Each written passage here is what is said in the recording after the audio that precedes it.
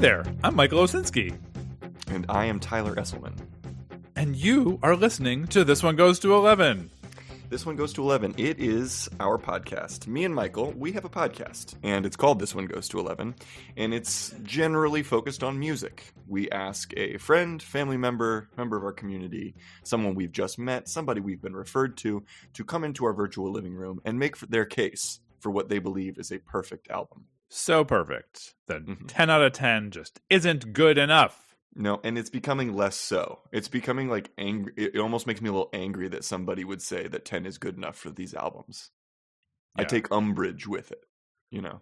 You want to go to one of those like rage rooms or something and like break a bunch of stuff. Like someone comes on and they're like, I guess 10's good enough, and you're like, and I'd be like, no, sledgehammer to this mirror. That's what I'm gonna do right now. Come on, some respect. Yeah, respect. Seriously. This one's fun today, though. We got a fun one today, right? Yeah, we definitely do. Who are we talking to, Tyler? Today we are talking to Gil Tanner. Gilbert Tanner is a bartender. And one hell of an album that we are covering this week, wouldn't you say? Oh yes, I would say it's a really, really great album. One highly theatrical, downright. What's the word for like when something feels so religious that it just makes you like, I don't know, your insides shake. Like what's that word? Yeah, I would say it's an experience. It's a religious experience. It's sort of like ecstatic. Ecstatic is the. That's it. Yeah, ecstasy. The real meaning of the word ecstasy, not like how people sometimes use that word, but they're not using it for the real reasons. Absolutely, this would be like the textbook definition of ecstatic, I think. Exactly, which is pretty sweet. Yeah, I'm excited for you all to hear it. Why don't we roll right in, Michael? Shall we? Let's get right to it.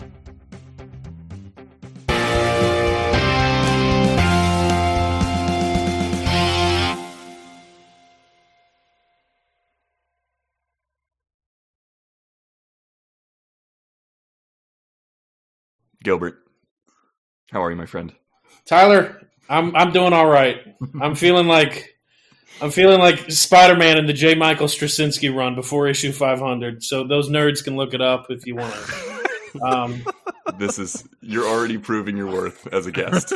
There you go. Gilbert Tanner, welcome to This One Goes to 11. I would say you're right up there with our biggest fans, biggest friends of the pod. You have listened to every single episode and every mini-sode. Mm-hmm. I wouldn't say I'm a fan, but I've said I've listened to every episode. Oh, I'm kidding. Well, no, you guys are great. No, we'll take the clarification. We appreciate precision. Yeah. And you know what? That's a very good point, because there are some podcasts that I listen to that I am not a fan of. I listen to a few that I'm like, I don't like this. You can't make me like it. But anyway, we appreciate you coming on ours. Oh yeah, you're welcome. And I appreciate being here. Thank you. And this one's a hell of an album that you've brought for us. Gil, let's cut right to the chase. What album hath thou brought before the This One Goes to 11 tribunal today? I have brought the second full recording of the Gospel at Colonus. It is the live version that I believe was made in 1985, and I should have looked this up beforehand. But I'm pretty sure it was 1985 or 88. There was a studio album before this. That's a good one too, but this is the live album that's available on Spotify, and I think is the better recording.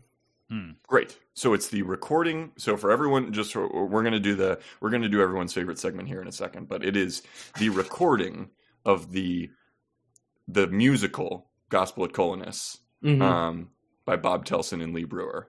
And yes. this is I mean, do we know how this recording was recorded? Was this like a recording of the stage performance of it, I guess?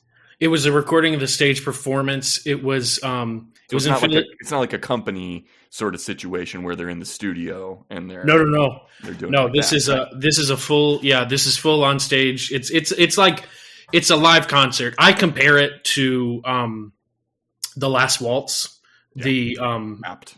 the band's recording, because The Last Waltz was not only the last concert of the band, but also the Staples. I think Eric Clapton's on there. I haven't listened to it in a while, but it's a supergroup album essentially, with the band as the main. And so similarly to this, they're all united by performing this musical, which we'll get into that, but. They're all united by performing this musical, but how I view it is it's really is a supergroup album of some of the best gospel groups on earth, just all coming together for this incredible night of music. I love it. Yeah. Mm-hmm. I love it. All right, well then so before you can educate us fully on what this album is like, which listeners, you're about to see what kind of preparation has gone into this thing. Gil has already made it clear to us just how ready he is to be a guest on This One Goes to 11. But we would be remiss not to share with you everyone's favorite segment on This One Goes to 11, which is, Michael, what do we call that segment? We call it the Beginner's Guide to Gospel Colonists in 60 Seconds. Everyone's favorite segment on This One Goes to 11. And I want to clarify, the reason it's everyone's favorite segment is because it's my favorite. That's why. It's my favorite. It's a little source of anxiety that we have before each recording, where we get to like say, oh, can I do this in 60 seconds? But luckily, I don't have to do that today. It's Michael's turn today. So Michael is going to be giving us our 60-second recap of this album. Michael, do you feel ready? Do you feel like you're going to hit the mark today? I think I'm going to come in real close, but we'll see how this goes. Okay, cool. And Gil, as you know, as one of the super fans of This One Goes to 11, you get to grade Michael on the job that he does. So Michael, I've got a minute on the clock. Ready to go for it? Okay, I'm good. All right, you're starting in 3, 2, 1. My brethren, today I come to you with an epic tale, the tale of American composer Bob Telson, former organist of the Blind Boys of Alabama, a 5-man gospel group founded at the Alabama Institute for the Negro, Deaf, and Blind in 1939. The tale of how Telson collaborated with American theater artist Lee Brewer, co-founder of the experimental company Mebu Minds, to more accurately recreate the experience of an ancient Greek play, to, quote, redefine the cathartic experience in American theater, to reimagine Sophocles' Oedipus at Colonus, the second in his Theban trilogy, as a Pentecostal gospel service, with the Blind Boys of Alabama collectively playing the role of Oedipus, a collaboration that would debut at the Brooklyn Academy of Music in 1983, become a finalist for the Pulitzer in 1985, and run on Broadway in 1988. It is Gospel at Colonus, and it has been preserved for us in a 1985 recording featuring not only the Blind Boys, but also the original Soul Stirrers, the J.D. Steele Singers, and Morgan Freeman. It is, quote, a sermon on a happy death, a sermon on being blessed after being cursed in life, finally being blessed before one dies, moving past the pity and terror of Greek tragedy to joy and ecstasy. Yes. You know what? I was prepared to just say that was fine, but I was genuinely amazed by that. You did a great job. You did a really great job. Thank you. I pulled quotes too. Yeah, that was genuinely impressive. That's What score do you give him, Gil? I say he did great, and I'm not. Look, I mean, he shouldn't seek my approval. I'll only live to disappoint him. But that's what I'm going to tell my nieces and nephews someday. But I'll tell you this much: he did a great job. He did a great job. All right, you have one great job on the board then, Michael. I'll take it. Let's move past quantitative evaluation to qualitative. I'm all for it. Yeah. It's a qualitative world, baby. That's what we're living in. Yeah. Well, thank you for that. For your approval. I do value your approval, Gil. I appreciate it. But now, before we dive into the album, we like to start off these conversations by asking a much broader question, which is just basically, what is your relationship with music? Past and present, what role does it play in your life? My relationship to music is a lot like my relationship to fried chicken. I indulge in it probably too much, but without it, I'm not sure life would be worth living. Hear, hear.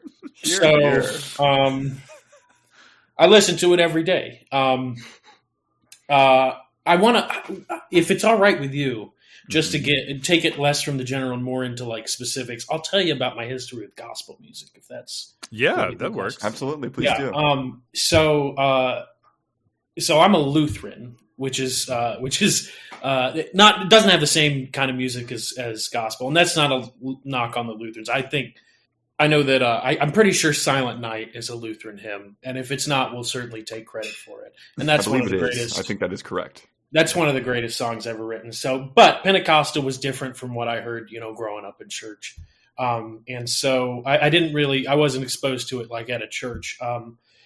I feel like Pentecostal music has influenced a lot of 60s and 70s R&B, a lot of R&B. A lot of R&B singers have gotten their start in playing in church. and I think it's even influenced rock and roll. Oh yeah. And I think my two favorite genres are R&B from the 60s and 70s and classic rock. So my mom, when I was a kid, she would often listen to the oldies station, which I think introduced me to a lot of 60s and 70s R&B. My dad would, listen to, some classic rock, Eric Clapton stuff, but he would also sing in the church. He was in the choir. You play guitar in the choir too, right? Like you play guitar. He played guitar like during the contemporary service, and would sometimes, I think maybe a few times, would play guitar for the choir.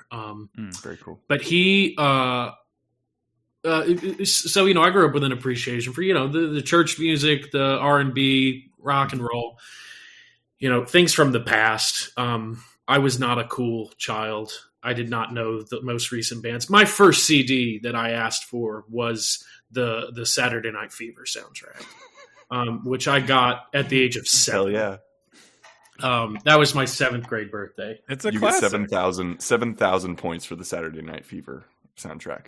I think my first exposure to gospel music was the Reverend Cleophas James, as played by James Brown in The Blues Brothers, which I saw at probably too young an age. But it was the TV version, so they cut out all the cursing. So for those of you who are listening, if you've got kids, find a TV edit of The Blues Brothers.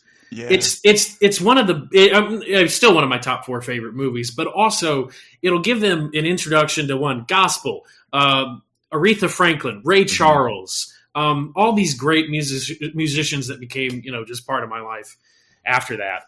I had never seen it before. We watched it together, I believe, in quarantine. I believe that was like... It was a few years before quarantine, but I know exactly the night. I know the exact night that we did watch it, and it was awesome. Yeah, and it's but it was definitely. I feel like in that movie, it's a celebration of the Pentecostal gospel music, and it's also kind of like showing it in a more humorous light with the people like doing flips in the air. But that's kind of how you feel when you're, at least how I feel when I'm listening to it. Like I can't do a flip in the air to save my life, put a gun to my head. I mean, look at me. But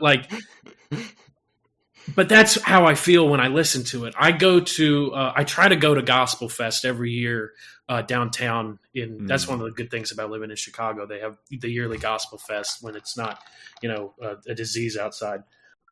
Oh, honey, it's diseasey out today. It looks like we're not going to make it down to Grant Park for Gospel Fest. So, I've tried to go every year. I couldn't go last year because my sister's somewhat wedding. So thanks for that, Aaron. I'm kidding. 400 points for somewhat wedding. But I remember being in the audience and there was I think it was 2019. There was a group called All Nation Chicago that came up. Very nice people. They were giving out flyers. Such wonderful, kind people. And they did a song.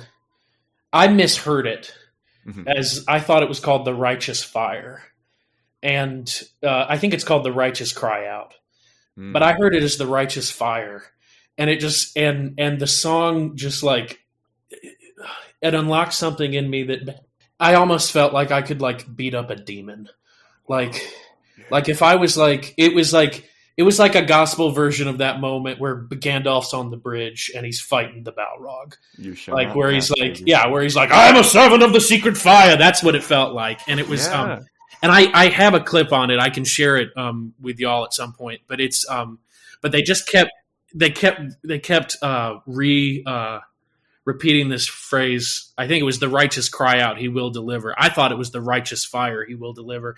And I just remember I was, it filled something in me that I haven't, I'm not, a few songs have made me feel since being in that audience. I love the power of gospel music. There's a line in this album specifically that word and song and harmony make a sound like the voice of the Lord. And that is, that's what I feel like gospel is to me. I'm by no means an expert in it at all, but I've been listening more and more over the past few years, and have really gotten it, especially the classical stuff, the older stuff. Like Aretha Franklin's old albums. I think Sam Cooke has a gospel album. Well, I believe Sam Cooke might have been in the Soul Stirrers originally, right? I believe so. I believe you're right. So that would completely make sense. And then when you talk about like vocal quality of like, if we're talking about characteristic vocal quality of gospel music, Sam Cooke is sort of like right in the pocket there for how I would assess that. By the way, I'm going to give you 700,000.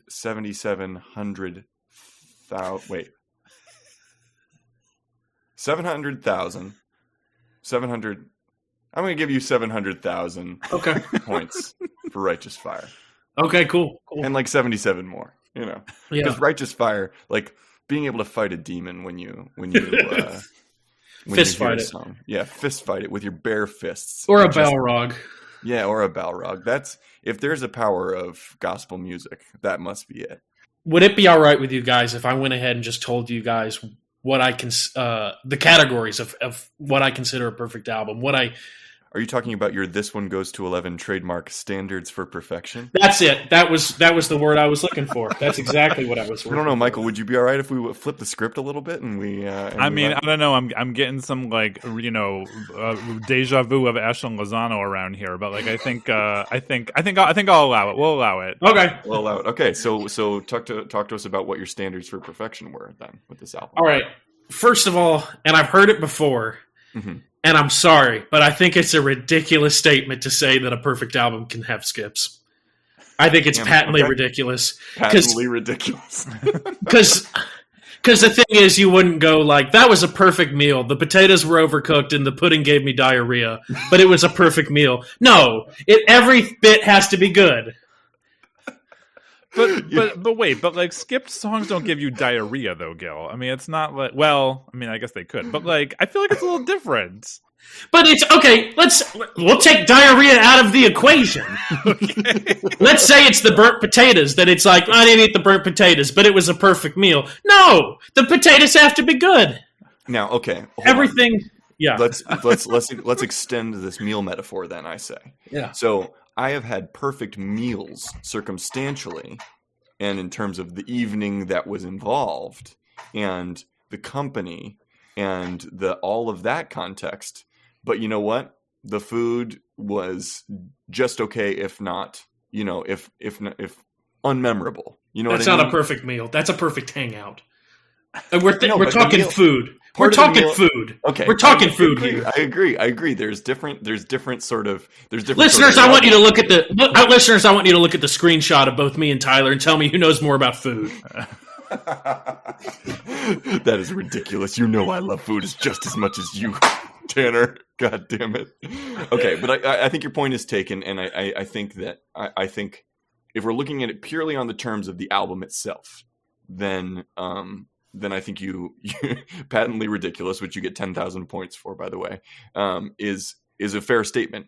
But I also think that you've listened to this podcast enough to know that by and large, the context around the album and the story that wraps it up generally contributes to its perfection in this context.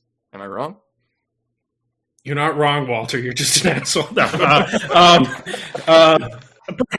Perhaps that's their opinions, man. For sure. But, that's their opinions, man. But I'll tell you this: I have mathematical. I've put this down to a mathematical science of why this is a perfect album and why other albums are perfect. So I'm going to tell you, it needs. Okay, so it doesn't need a theme, or it can just be a collection of great songs. But a theme certainly helps. Like Dark Side of the Moon.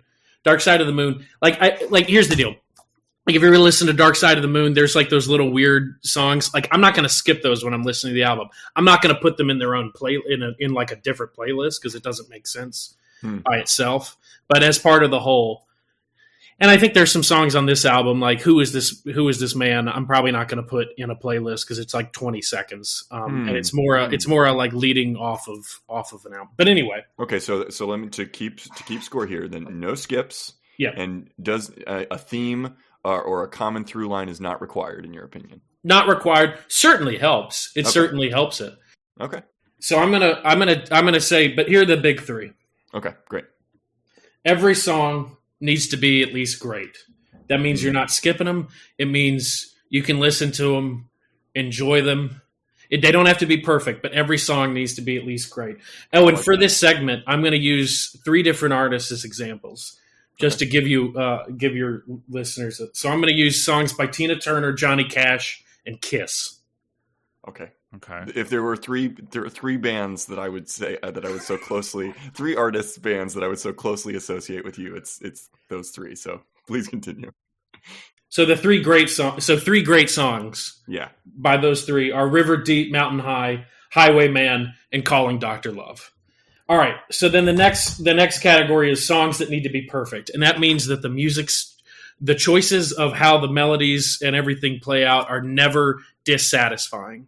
And to give you an example, I think the Beatles one time wrote something close to a perfect song, which is one time. Yeah, I'm not a fan of the showing Beatles. Your cards, Tanner. I'm not a fan of the Beatles. There you go. But I've just seen a face gets really close. I've just seen a face I can't forget. That's really good. And then they just decide to go la da da da da da, and I hate that.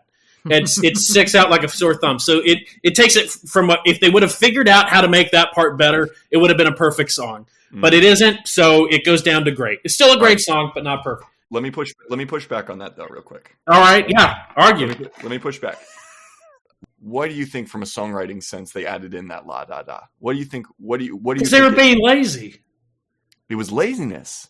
I feel like it. I mean, they were the guys who were like, let's write a swimming pool today. Huh. Well, but wait, at what point in their career did that song come out? Like, because I mean, I would don't say, know. I'm not a Beatles fan. Because having watched the documentary towards the end of their career, I would say that. Well, I think they had phases where they were kind of like, oh, I'm tired of this. But like when they really got in the studio, they were pretty serious about what they were making. Maybe that just fell into the part where they were just more interested in drugs than in anything else. I don't know. Potentially. I find it sonically dissatisfying from a sound point. I want to push back on the satisfaction element too, because dear listeners, Gil made this exact case. Gil really believes this case, because Gil made this exact case to me on the Red Line probably 5 or 6 years ago. And he said that I've Just Seen a Face was the exact song that he used as the example. So this is not coming out of nowhere. I just want you to know this. This is not just for the benefit of his friend's podcast. So when you say the word dissatisfying, is there like what is this ideal that you're grading that against? What is the satisfaction? Is it a harmonic thing that you have studied that you're comparing it to? Like, what is that thing that you were saying is satisfaction that you're seeking from a song that you're not getting from I've Just Seen a Face? In that song specifically, I've just seen a face, and so it kind of like builds up, and it's kind of going to an interesting place, and then they just go na na na na na. I don't know. I don't care for it. And you know what, Gil? That would be a good enough reason. I'm just interested by this because this is a case you've made with Talking Heads before, I believe. You've made this. You have also expressed a similar thing where there's because it sounds to me almost like you're saying there's a melody, there's like a resolution thing that's not happening for you in songs like this. Maybe resolution. I mean, I've never studied music theory. I think there is probably something to do with music theory. I know I like minor chords, but I've pushed enough on that point. I appreciate that. No. I mean, it makes sense. So perfect songs by those 3 would be The Best or Simply the Best, Ring of Fire, and Detroit Rock City. And then at least one song on your album needs to be what I call transcendent. And those are songs that are still at the perfect level, but excite you so much or just emotionally hit you so hard that it transcends the very ideas of perfection. And that would be Proud Mary or Baby Get It On, my 2 favorite Tina Turner songs. Johnny Cash's version of Hurt, or Love Gun. Love Gun is oh man, okay. I think Love Gun is transcendent. Have you heard the symphonic version of it? You've played the symphonic version for me several times, Gil. We've known each other for a long time. Listener, you haven't lived until you have. It's been 2 a.m. and Gil's like, "Hey, let me play something for you," and it's "Love Gun" by Kiss. I like that. That's the one that is the perfect song. I'm gonna recap what you just presented. Okay, so it was no skips, No through line necessary. Mm-hmm. Every song has to be at least great, and there has to be at least one transcendent song. Yeah, but also, okay, every song has to be great. Mm-hmm. Some songs have to be perfect, which means total lyric and music satisfaction. And then part 3 is one song at least needs to be transcendent. I think this album has like 4 transcendent songs. Oh, cool. Okay, cool. For me. So you think that there's multiple tracks on this album that are transcendent. If you had to pick one, we've asked you to pick one standout track. Which one do you think our listeners should listen to? Track number 5, How Shall I See You Through My Tears? And that is because this is a supergroup album. You've got like 5 different musical entities all on stage. This is the one that I think showcases the most of them, and is also just a transcendent song. Yeah. Cool. Well, we're going to give it a listen, and then we're going to talk a little bit more about it on the other side. So, listeners, enjoy How Shall I See You Through My Tears, and we'll see you in a minute. That's the end of part 1. If you access this episode via our YouTube playlist, you're about to hear our guest's standout track. If you'd like to jump ahead to part 2, you'll find a link in the description of this episode.